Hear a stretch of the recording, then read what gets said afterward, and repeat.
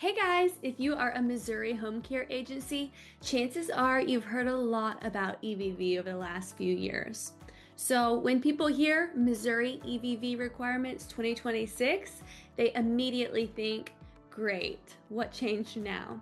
So here's the good news. The biggest change in 2026 is not that Missouri suddenly requires EVV. You've already been doing that. The real change is what happens after the visit. Missouri is now comparing your EVV visit to the Medicaid claim you're submitting.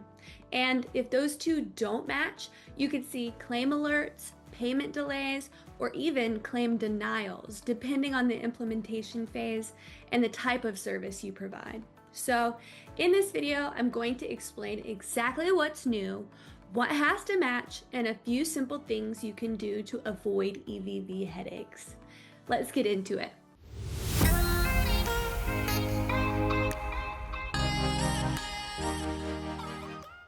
The big change in 2026 is claims validation. Missouri started the soft launch of EVV claims validation on January 7th of 2026.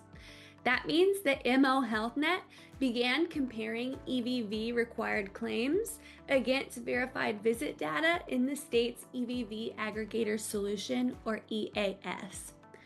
Then, beginning in April 1st of 2026, the hard launch started for DSDS provider types 26 and 28, providing EVV required services like personal care, advanced personal care, consumer directed services, homemaker, chore, and respite.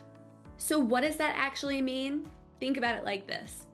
A few years ago, the main goal was simply making sure that the caregiver completed the visit and documented it correctly.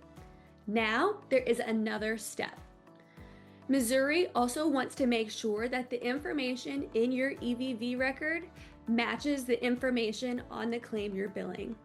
So recording the visit is no longer the finish line. Making sure that the visit reaches EAS, is verified, and matches your claim is just as important. So what actually has to match? Some of the biggest things Missouri compares include the participant's DCN, the date of service, your agency's Medicaid provider ID, the procedure code you're billing, any required modifiers, and the number of units you're billing. Before any of that can match, though, the visit has to make it into Missouri's EVV aggregator solution and show as verified. If the visit is not there yet, or it hasn't been verified, Missouri doesn't have anything to compare your claim against. And that's where agencies can start running into problems. And that's why it's so important that your EVV process and your billing process work together instead of operating like two completely separate systems. Now, let's answer one of the biggest questions we hear. Do I have to use Sandata? The short answer is no. Missouri uses what is called an open EVV model. That means Missouri doesn't require every agency to use Sandata as its day-to-day EVV software. What Missouri does require is that your EVV solution successfully sends your visit data into Missouri's Sandata hosted EVV aggregator solution, also called EAS. And that is an important distinction. Think of Sandata like the state's mailbox. Missouri wants all of the required EVV and visit information delivered to that mailbox. But your agency doesn't necessarily have to write the letter there. You can use another EVV platform as long as it's capable of delivering the required visit data to Missouri's EAS correctly. And that's one reason agencies often look for an all-in-one platform instead of juggling several separate systems for scheduling, EVV, caregiver management, and billing. With GEOH, for example, agencies can manage those day-to-day workflows in one place while still supporting Missouri's EVV requirements through integration with the state's EVV process. Instead of making your staff bounce between multiple systems, Everything stays much more connected, which can help reduce mistakes before they turn into billing problems. So, what should your agency actually be doing? Honestly, it doesn't have to be complicated. Here's a simple weekly checklist. First, log into EAS at least once a week. Missouri recommends providers check EAS regularly, at least weekly, to make sure visit data is complete and accurate. Next, make sure your visits are actually arriving. Don't assume they're transmitting correctly just because everything looks fine inside your EVV software. Then look for rejected, missing, or unverified visits.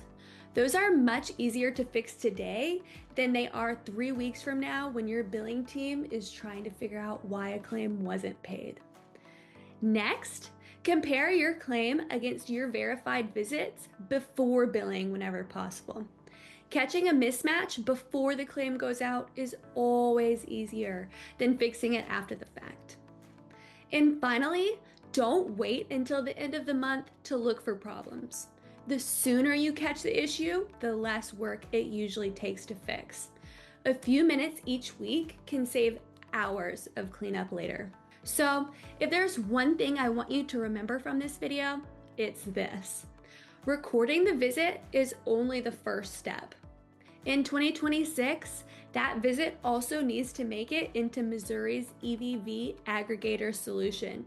Be verified and match the information on the claim you're submitting. When your EVV process and your billing stay in sync, you'll spend a lot less time chasing down missing visits, fixing claim issues, and wondering why payments are delayed. And if your agency is looking for a simpler way to manage scheduling, caregiver documentation, EVV, and billing all in one place, we'd love to show you how GEO can help support your Missouri workflow. We'll put a link below where you can schedule a quick demo or learn more about the platform. If this video helped you, make sure to give it a thumbs up, subscribe to Home Care Girls, and let us know in the comments what Missouri Medicaid topic you'd like us to cover next. Thanks so much for watching, and we'll see you on the next one.